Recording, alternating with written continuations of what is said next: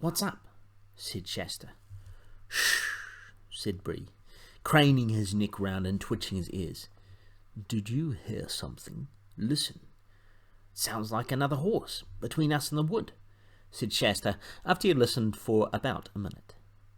"It is another horse," said Bree, "and that's what I don't like." "Isn't it probably just a farmer riding home late?" said Shasta, with a yawn. "Don't tell me," said Bree. "That's not a farmer's riding, nor a farmer's horse either. Can't you tell by the sound? That's quality, that horse is, and it's being ridden by a real horseman. I tell you what it is, Shasta, there's a Khan under the edge of that wood. Not on his war horse, it's too light for that. On a fine-blooded mare, I should say." "Well, stop now, whatever it is," said Shasta. "You're right," said Bree. "And why should he stop just when we do? Shasta, my boy, I do believe there's someone shadowing us at last." "What shall we do?" said Shasta in a lower whisper than before. "Do you think he can see us as well as hear us?" "Not in this light so long as we stay quite still," answered Bree. "But look, there's a cloud coming up. I'll wait till that gets over the moon. Then we'll go off to our right as quietly as we can. Down to the shore we can hide among the sandhills if the worst comes to the worst." They waited till the clouds covered the moon, and then, first at a walking pace and afterwards at a gentle trot, made for the shore.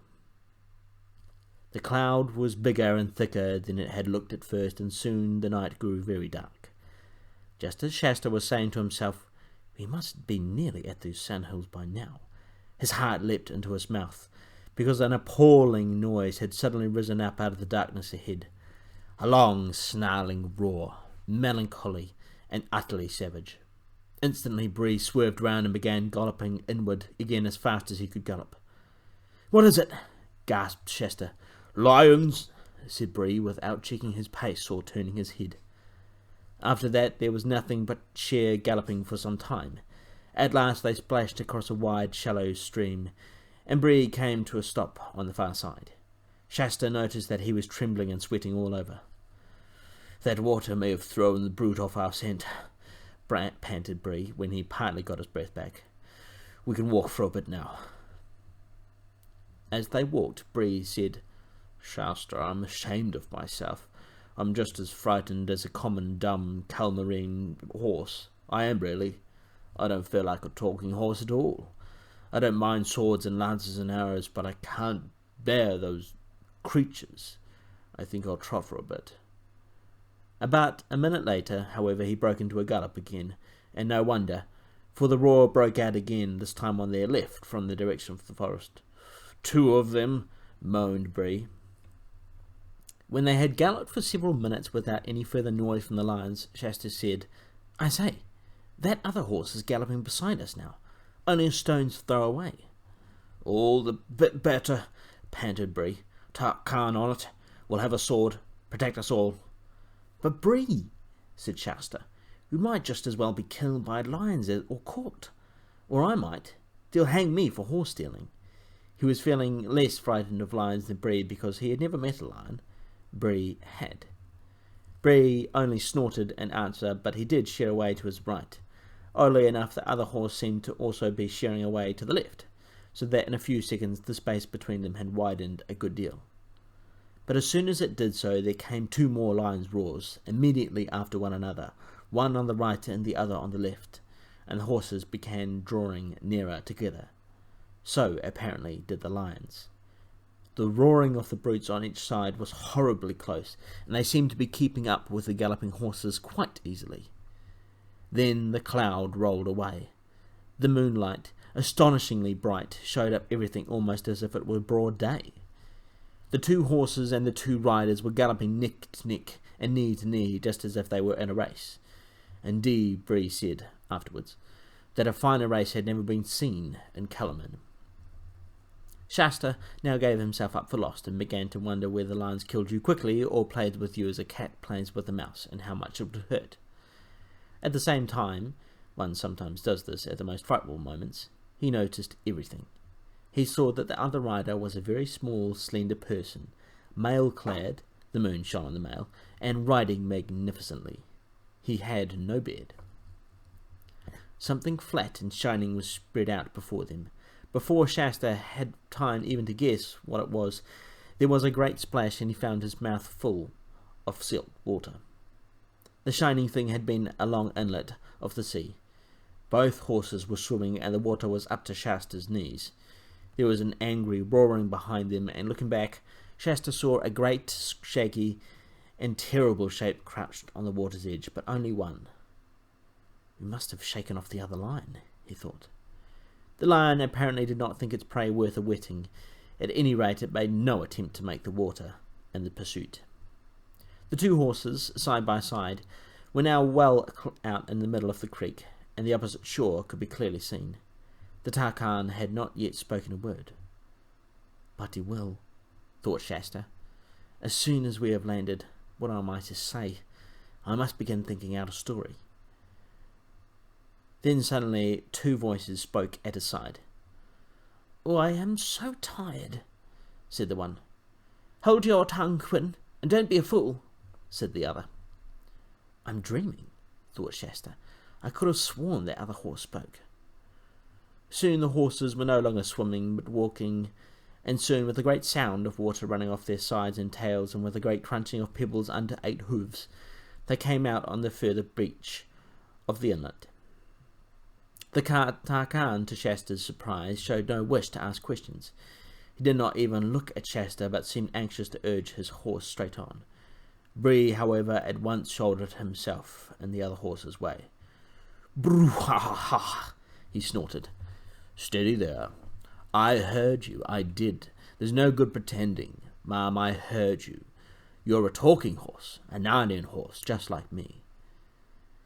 "What's it got to do with you if she is?" said the strange rider fiercely, laying hand on sword hilt. But the voice in which the words were spoken had already told Shasta something.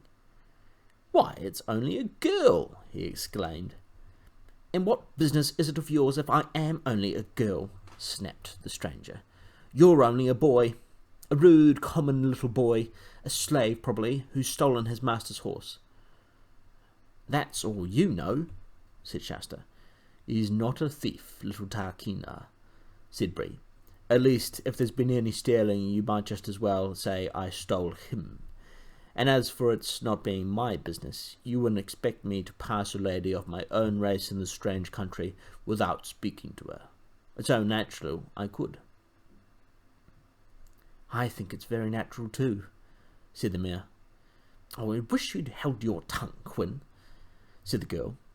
"Look at the trouble you've got us into." "I don't know about trouble," said Shasta. "You can clear off as soon as you like. We shan't keep you." "No, you shan't," said the girl. "What quarrelsome creatures these humans are," said Bree to the mayor. "They're as bad as mules. Let's try to talk a little sense. I take it, ma'am, your story is the same as mine.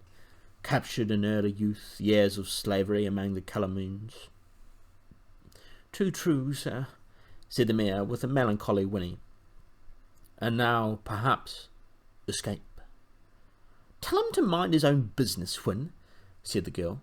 "No, I won't, Aravis," said the mayor, putting her airs back. "This is my escape just as much as yours, and I'm sure a noble war horse like this is not going to betray us. We are trying to escape to get to Narnia." "And so, of course, are we," said Bree. "Of course you guessed that at once. A little boy in rags riding, or trying to ride, a war horse at the dead of night couldn't mean anything but an escape of some sort. And if I may say so, a high-born Tarkina riding alone at night, dressed up in her brother's armour, and very anxious for everyone to mind their own business and ask her no questions. Well, if that's not fishy, call me a gob." "All right, then," said Aravis. "You've guessed it. Quinn and I are running away. We are trying to get to Narnia. And now, what about it?" "Why, in that case, what is to prevent us all going together?" said Bree. "I trust, Madam Quinn, you will accept such assistance and protection as I may be able to give you on the journey." "Why do you keep on talking to my horse instead of to me?" asked the girl. Excuse me, Tarkina, said Bree with just the slightest backward tilt of his ears, but that's Calomine talk.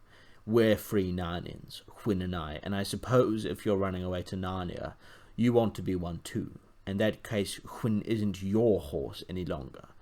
One might just as well say you're her human.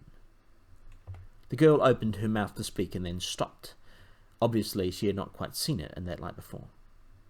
Still, she said after a moment's pause, I don't know that there's so much point in all going together. Aren't we more likely to be noticed? Less, said Bree, and the mayor said, Oh, do let's. I should feel much more comfortable. We're not even certain of the way. I'm sure a great charger like this knows far more than we do. Oh, come on, Bree, said Shasta, and let them go on their way. Can't you see they don't want us? We do, said Hwyn. Look here, said the girl. I don't mind going with you, Mr. Warhorse, but what about this boy? How do I know he's not a spy? Why don't you just say at once that you think I'm not good enough for you, said Shasta. Be quiet, Shasta, said Bree. The Tarkina's question is quite reasonable. I'll vouch for the boy, Tarkina. He's been true to me and a good friend, and he's certainly either a Narnian or an Archenlander. All right then, let's go together. But she didn't say anything to Shasta, and it was obvious that she wanted Bree, not him. Splendid, said Bree. And now that we've got the water between us and those dreadful animals, what about you two humans taking off our saddles and our all having a rest and hearing one another's stories? Both the children unsaddled their horses, and the horses had a little grass, and Aravis produced rather nice things to eat from her saddlebag. But Shasta sulked and said no thanks, and that he wasn't hungry, and he tried to put on what he thought very grand and stiff manners. But as a fisherman's hut is not usually a good place for learning grand manners, the result was dreadful, and he half knew that it wasn't a success, and then became sulkier and more awkward than ever. Meanwhile, the two horses were getting on splendidly. They remembered the very same places in Narnia, the grasslands up in Beaver's Dam, and found that they were some sort of second cousins once removed. This made things more and more uncomfortable for the humans, until at last Bree said, And now, Tarkina, tell us your story, and don't hurry it. I'm feeling comfortable now. Aravis immediately began, sitting quite still and using a rather different tone and style from her usual one. For in Calomine, storytelling, whether stories are true or made up, is a thing that you're taught, just as English boys and girls are taught essay writing. The difference is that people want to hear stories, whereas I never heard of anyone who wanted to read the essays. So just to finish off with some questions. Number one, what brought the two horses and the two humans together? Number two, why is Shasta sulking or upset at the end of the chapter? And number three is an activity. Imagine the horses running away from the lions and draw a picture of the scene. So part of skill in reading is actually hearing what we're doing and then imagining it and then putting it down on paper, which we can do in a lovely art piece. Have fun.